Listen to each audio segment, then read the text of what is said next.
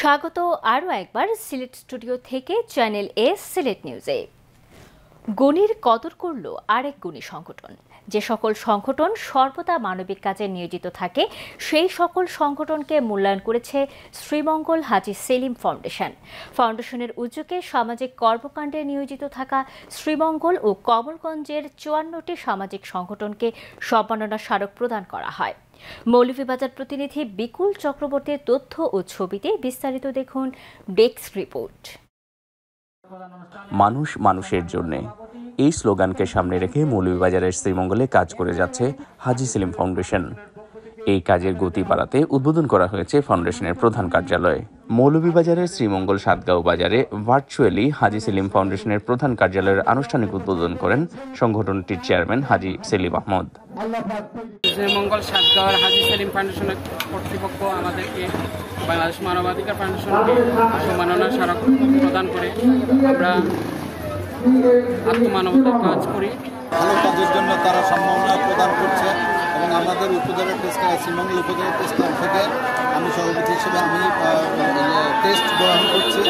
এ সময় মানবিক কাজে নিয়োজিত থাকা ৫৪টি সংগঠনকে দেয়া হয় সম্মাননা।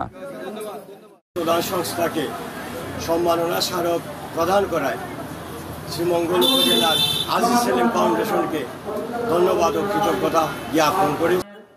উদ্বোধনী অনুষ্ঠানে ভার্চুয়ালি সংযুক্ত হয়ে প্রধান অতিথির বক্তব্যে হাজী সেলিম আহমদ বলেন, একজন মানুষ হিসেবে তার উত্তম কাজ আরেকজন মানুষের উপকার করা, আর যে সকল সামাজিক সংগঠন ও মানবিক প্রতিষ্ঠান মানুষের জন্য কাজ করে তাদের মূল্যায়ন করা। তাই ফাউন্ডেশনের পক্ষ থেকে প্রথম ধাপে ৫৪টি সংগঠনকে দেওয়া হয়েছে সম্মাননা। অনেকে আছে যে নিজের ফান্ড থেকে মানুষের দান খরচ করে, সাহায্য সহযোগিতা করে, মানুষের পাশে দাঁড়ায়, তারা এখন মানবিক মানুষ। এ সমস্ত মানবিক মানুষে জানাই আমার অন্তরস্থল থেকে বিশেষভাবে শ্রদ্ধা ও ভালোবাসা। বিপদ আপদে সমস্যায় আমার নক করবা ইনশাআল্লাহ, খালি আপনারা না সবাই নক করবা আমার তৌফিক অনুযায়ী। আমি যদি ১ টাকার মালিক হই ইনশাআল্লাহ আমি আমার ১ টাকা থেকে ৮ দান করার লাগে, সাহায্য করার লাগে। আর যারা টাকা আছে টাকা দিয়ে সাহায্য করবা, যারা টাকা নাই এরা শক্তি দিয়া সাহায্য করবা। হাজী সেলিম ফাউন্ডেশনের উদ্যোগে ২০১৯ সাল থেকে করোনার সময় খাদ্য সহায়তা, পিপিই বিতরণ, শীতবস্ত্র বিতরণ, ইফতার সামগ্রী বিতরণ, প্রাকৃতিক দুর্যোগকালীন সময়ে তুরস্কে ত্রাণ বিতরণ, বন্যা কবলিত মানুষের পাশে দাঁড়ানো, ঘর নির্মাণ, গরিব অসহায় পরিবারে বিয়ে দিয়ে দেয়া, মসজিদ, মাদ্রাসা ও স্কুল প্রতিষ্ঠা সহ বিভিন্ন আর্তমানবতার কল্যাণে কাজ করে যাচ্ছে হাজী সেলিম ফাউন্ডেশন। আমরা ২০১৯ থেকে ২০২৫ সাল পর্যন্ত আমাদের হাজার হাজার যে আমরা কাজ করেছি মানুষের জন্য, সেই কাজগুলো আমাদের হাজী সেলিম ফাউন্ডেশনের যে আইডির মাধ্যমে আছে। তো আলহামদুলিল্লাহ আমাদের এই কার্যক্রম ইনশাআল্লাহ অব্যাহত থাকবে। এ সময় আরো বক্তব্য দেন ফাউন্ডেশনের সাংগঠনিক সম্পাদক মোহাম্মদ আব্দুল আজিজ, সহসভাপতি হাজী দুলাল, সাধারণ সম্পাদক আব্দুল কাদির জিলানী, মুসলিমিন ফাউন্ডেশনের chairman Maulana M A Rahim Nomani এবং শ্রীমঙ্গল উপজেলা প্রেস ক্লাবের সভাপতি Shamim Akhtar Hossain. Moniuddin Manju, channel news desk. এবারে একটি শোক সংবাদ। চ্যানেল এস-এর দীর্ঘ ২০ বছর যাবৎ নিয়মিত শিল্পী জাকারিয়া হাবিব বিপ্লব গত ৪ মে সকাল ৮ ঘটিকায় সিলেটের বেসরকারি একটি হাসপাতালে চিকিৎসাধীন অবস্থায় ইন্তেকাল করেছেন। ইন্না লিল্লাহি ওয়া ইন্না ইলাইহি রাজিউন। জাকারিয়া হাবিব বিপ্লবের নিজ বাড়ি মৌলভীবাজারের কমলগঞ্জ থানার ভানুকাছ বাজার সংলগ্ন কেরামতনগর। সদা হাস্যোজ্জ্বল এই ব্যক্তিত্ব এলাকার মানুষের খুবই কাছের মানুষ ছিলেন। বিপদে আপদে সবসময় মানুষের পাশে দাঁড়াতেন তিনি। মৃত্যুকালে জাকারিয়া হাবিব বিপ্লবের বয়স হয়েছিল ৫৫ বছর।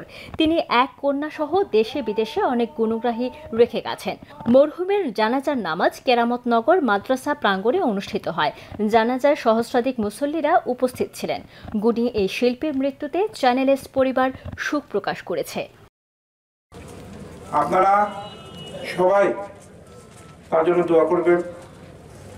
দুনিয়াতে যেভাবে সে সবার সাথে মিলেমিশে হাসি উজ্জ্বল ছিল, সেভাবে যেন আল্লাহ তাকে আখেরেও যেন আল্লাহ তাকে সুখে শান্তিতে রাখেন। এই পরিবারের সবসময় এই কমলগঞ্জ বা তারপরে মৌলভীবাজার সিলেট বৃহত্তর সিলেট বলতে বহু জায়গাতে মাদ্রাসা, মসজিদ, স্কুল সবখানে তো যে আজকে যে মারা গেছে তো অত্যন্ত সামাজিক আছে। চ্যানেল এস-এর দীর্ঘ ২০ বছর যাবত এই চ্যানেল এস-এর জন্মলগ্ন থাকি, তাই আমরা লগে আসলাম। আর তার এই শূন্যতা আসলে পুরো করার নাই। দোয়া করে আল্লাহ তাহলে অবশ্যই বেশ নসিব করতে হবে। দানশীল করতে করতে ওনার জীবন থেকে উনি বিদায় নিয়েছেন। আমি ওনার রূপের মাগফিরাত কামনা করি, আল্লাহ যেন ওনাকে বেশ নসিব করে।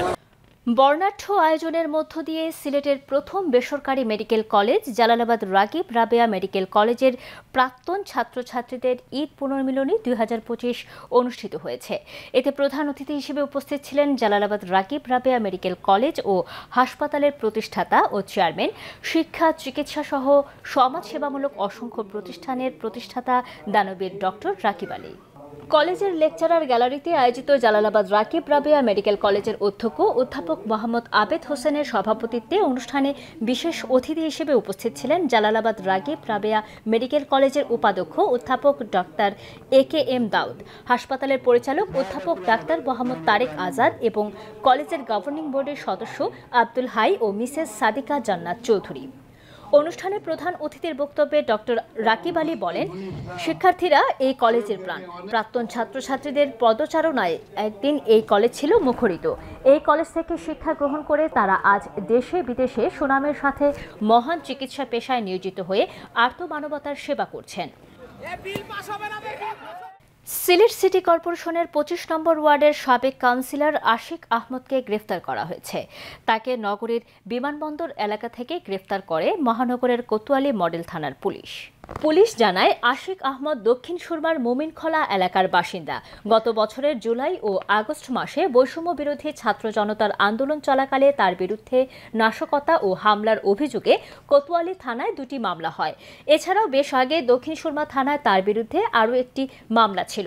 সিলেট মহানগর পুলিশের অতিরিক্ত উপকমিশনার মোহাম্মদ সাইফুল ইসলাম এসব তথ্য নিশ্চিত করে বলেছেন, তার বিরুদ্ধে 3টি মামলা রয়েছে। সিলেট সিটি কর্পোরেশন ও friends in village development Bangladesh FIVDB এর উদ্যোগে বাস্তবায়নাধীন young people building urban resilience in Bangladesh প্রকল্পের অবহিতকরণ সভা সিটি কর্পোরেশনের সভাকক্ষে অনুষ্ঠিত হয়েছে। প্রধান অতিথির বক্তব্যে সিটি কর্পোরেশনের প্রধান নির্বাহী কর্মকর্তা মোহাম্মদ রেজাই রাফিন সরকার বলেন, দুর্যোগপ্রবণ দেশে যুব স্বেচ্ছাসেবীদের প্রস্তুত রাখা জরুরি, বিশেষ করে বন্যা ও ভূমিকম্পের মতো দুর্যোগে। FIVDBর পরিচালক ফাহিম সারওয়ার জানান, প্রকল্পটির লক্ষ্য হল যুব সমাজকে প্রশিক্ষণের মাধ্যমে জলবায়ু পরিবর্তনের প্রভাব মোকাবেলায় প্রস্তুত করা এবং বস্তিবাসীদের জন্য জলবায়ু পরিষেবা গ্রহণ সহজ করা। সিটি কর্পোরেশনের 10টি ওয়ার্ডে 1250 জন যুবক যুবতীকে স্বেচ্ছাসেবী হিসেবে প্রস্তুত করা হবে। সভায় বিশেষ অতিথি হিসেবে উপস্থিত ছিলেন সিটি কর্পোরেশনের সচিব মোহাম্মদ আশিক নূর, প্রধান প্রকৌশলী নূর আজিজুর রহমান, FIVDBর প্রকল্প প্রধান হাসান আহমেদ চৌধুরী, প্রধান স্বাস্থ্য কর্মকর্তা ডাক্তার জাহিদুল ইসলাম সহ অন্যান্য কর্মকর্তারা।